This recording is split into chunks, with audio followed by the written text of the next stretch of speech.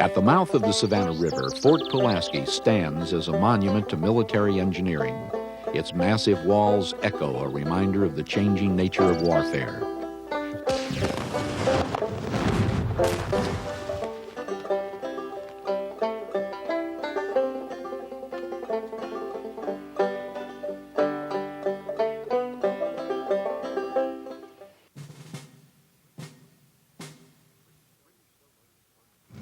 British soldiers burned Washington, D.C.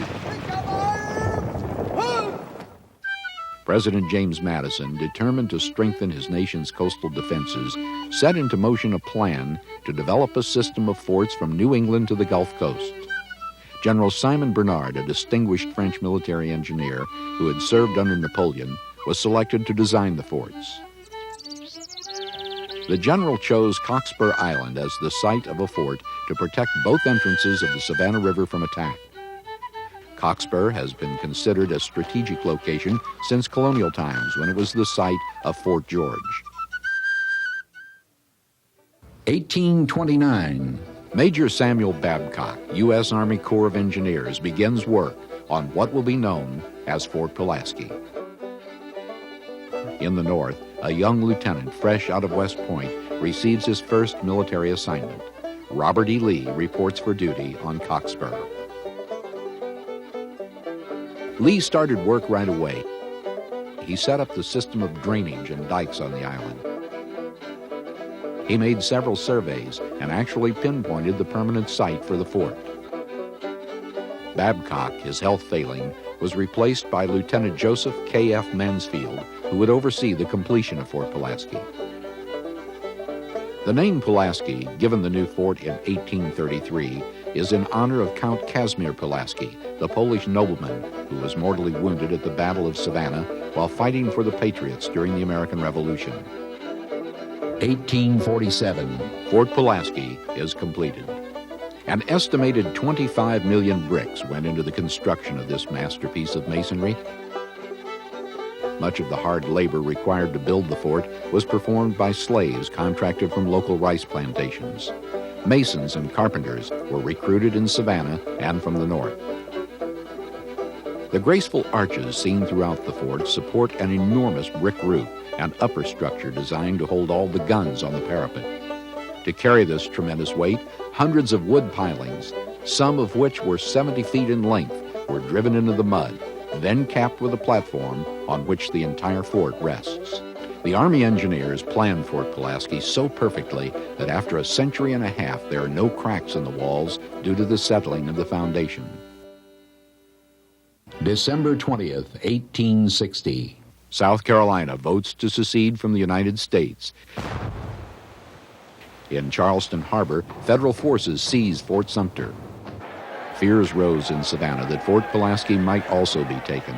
Citizens took to the streets in torchlight parades, carrying the "Don't Tread on Me" flag. On New Year's Day, 1861, Georgia Governor Joseph Brown boldly ordered that Fort Pulaski be occupied, even though the state was still part of the Union. The next morning, crowds cheered in the rain-swept streets of Savannah as a battalion of less than 150 men boarded the steamboat Ida. About noon, the Ida reached Cockspur Island. The small battalion marched into the barely manned fort without a shot being fired. As the men entered, the clouds parted, revealing the sun. Under this good omen, Fort Pulaski was claimed for the state of Georgia. January 19th, 1861. Georgia secedes from the Union and prepares for war. At Fort Pulaski, the men set about to reverse years of neglect. The 20 mounted guns were old and in need of repair. Restoring them to service was the first order of the day. Additional guns were brought in.